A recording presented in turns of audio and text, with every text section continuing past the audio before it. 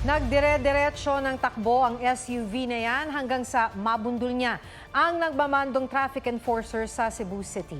Natumba sa kalsada ang enforcer at nahirapang makatayo. Bago nito, sinenyasan pa ng enforcer ang SUV na dumaan sa tamang daan bago siya nabundol. Isinugod sa ospital ang enforcer na nasa mabuti ng kalagayan. Nakipag-ayos na sa enforcer ang driver ng SUV. Pero plano pa rin magsampa ng kaso ng LGU laban sa driver. Medyo mas malakas ako sa kahapon. Nakapagtala ng minor phreatomagmatic eruption sa Bulkang Taal alas 4:30 ng hapon. Tumagal ito ng 11 minuto base sa visual, seismic at infrasound records ng Taal Volcano Network.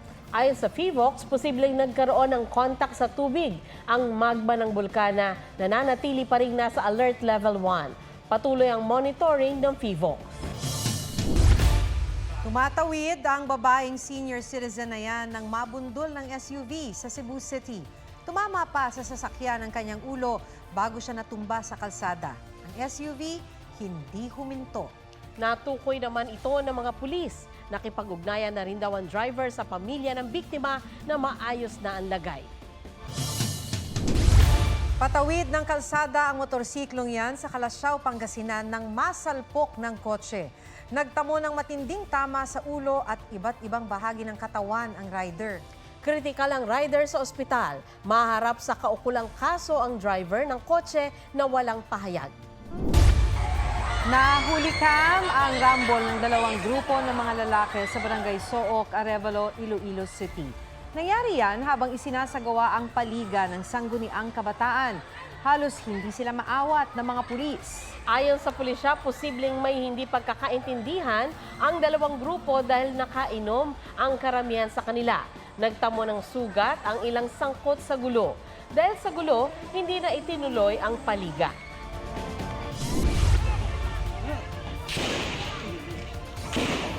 Nauwi sa barilan at batuhan ang huling araw ng paghahain ng Certificate of Candidacy sa Sharif Agwak, Maguindanao del Sur. Ayon sa pulisya, may nagtimbre sa kanila na may standing warrant of arrest ng isang tatakbong vice mayor. Isinailalim siya sa pagtatanong pero hindi naman tumugma ang pangalan.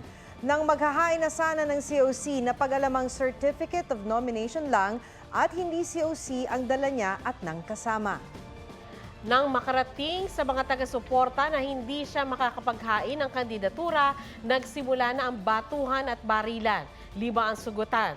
Bago naman matapos ang cut-off, sinabi ng COMELEC na nakapaghain ng COC ang mga kandidato. Ante! Inuupo, ante! Makapal at maitim na usok ang bumalot sa mga nasusunog na bahay sa Butuan City.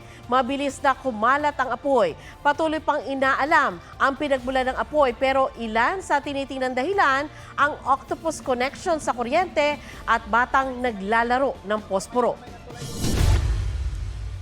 Makikita ang rider na yan na huminto sa isang gasolinahan. Maya-maya, bumaba at binuksan niya ang kanyang utility box. Paglapit ng gasoline boy, bigla niya itong tinaga sa mukha. Hinabol pa ng rider ang tumakbong gasoline boy. Nahuli naman ng isang gwardya ang rider. Ayon sa pulisya, nagpa-full tank ang suspect ngunit 50 pesos lang ang ibinayad niya. Nagalit daw ito ng sitahin ng gasoline boy. Nasa kustudiya na ng mga pulis ang suspect. Nagpapagaling naman ang biktima. Bumangga sa sinusundan nitong motorsiklo ang motor na yan sa Talisay City, Cebu. Sumemplang ang dalawang rider. Kahit kasi nag-red light na, mabilis pa rin ang takbo ng nakabanggang motor. Hulikam din ng isa pang motorsiklo na sumalpok naman sa sinusundang kotse na huminto dahil sa red light. Nagkaayos na ang mga sangkot sa aksidente. Sa sobrang kalasingan, bumagsak sa sahig ang lalaking yan sa isang hot pot restaurant sa Makati. Nagtanggal pa siya ng t-shirt. Isinara ng lalaking nakapolo ang pinto at naglabas naman ng baril ang katabi niyang nakaitim na t-shirt. Nagpatuloy ang pag-uusap ng grupo ng mga Chinese national hanggang sa ilang beses na pagbabarilin ng nakaitim na t-shirt ang nakahubad na lalaki. Sa isa pang kuha ng CCTV, makikita ang pagalis ng itim na sasakyang ginamit umano ng suspect. Ayon sa Makati Police, posibleng away sa negosyo o love triangle ang motibo sa pamamaril. Patuloy na tinutugis ang suspect. Bago makarating ng intersection, kumabig pa kanan ang multicab na yan sa Talisay City, Cebu. Nagdire-diretso sa gutter bago tuluyang tumagilid ang sasakyan. Sa investigasyon, sakay ng multicab ang mag-asawa at kanilang anak na dadalhin sana sa ospital. Agad naman silang rinespondihan at nasa mabuti ng lagay. Tumabas din sa pagsusuri na depektibo ang makina ng multicab. Tila rumaragas ang ilog ang bahana nararanasan sa sitio San Jose sa Naga City. Kaya sumakay sa bangka ang lalaking yan. Nangyari yan sa gitna ng malalakas na pagulang dala ng bagyong Christine. Umapaw na rin ang Bicol River. Sa taas ng baha, halos bubong na lang ang kita sa ilang bahay.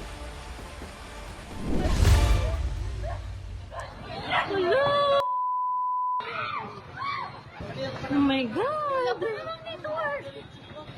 Napakagulgol na lang ang mga residenteng yan habang pinapanood ang paglamon ng lupa sa kanilang mga bahay sa Zone 3, Barangay Burabod sa Libon, Albay. Di bababa sa 10 bahay ang natabunan. Wala namang napaulat na nasaktan. Sa Libon pa rin, isa namang bangkay ang natagpuan ng Coast Guard Bicol na nagsagawa ng rescue operations. Biglang gumuho sa harap ng sasakyang yan ang lupa mula sa bundok sa Natonin Mountain Province. Mabuti na lang hindi tinamaan ang sasakyan. Kumambalang sa kalsada ang pinaghalong putik at mga bato. Nangyari yan matapos ang mga pag-ulang dala ng bagyong Christine. Dalawang naglalakad na individual ang tinangay ng malakas na hangin. Magkasunod silang nadulas at halos tumama ang ulo sa semento bago dumausdos palayo. Buhay yan kagabi sa Araneta City sa Cubao sa kasagsagan ng malakas na ulan.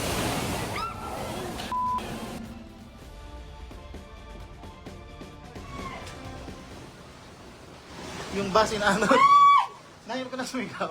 Napasigaw ang ilang residente sa Noveleta, Cavite nang inanod ng rumaragas ang baha ang isang minibus. Hindi malinaw kung may sakay itong mga pasahero.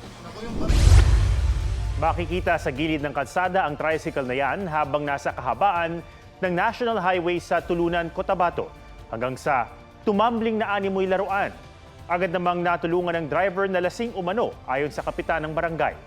Nagtamo siya ng minor injuries. Basag at nayupi naman ang kanyang tricycle. Biglang sumampa sa Center Island ng kalsada ang motorsiklong yan sa Tabuk, Kalinga. Sumalpok ito sa isang tricycle. Batay sa investigasyon, 3 estudyante ang sakay ng motorsiklo. Dead on arrival sa ospital ang 2 sa kanila. Sugatan naman ang isa pang pasahero nang natama ang tricycle. Umovertake at nangain ng kabilang lane ng SUV na yan sa Malasiki, Pangasinan. Nagpaikot-ikot ang nabangga nitong tricycle. Patay ang tsuper nito at sugatan naman ang mga pasahero. 6 pang sasakyan ang inararo ng SUV. Nakakulong na at naharap sa mga reklamo ang suspect na isang senior citizen. Humihingi siya ng tawad. Ayon sa pulisya, sinabi ng driver na ninigas ang paa niya nang umapak sa accelerator kaya humarurot ang SUV. Sa Taiwan ngayon nananalasa ang bagyong Kongray o Leon dito sa Pilipinas. Humina man bilang typhoon, nagpabaha ito sa maraming lugar. May mga tumirik na sasakyan. Ang iba naman, nabagsakan ng mga puno. Ramdam hanggang Northern Taiwan ang bagyo. Hirap makalipad at makalapag ang mga eroplano sa kanilang pangunahing paliparan sa labas ng Taipei.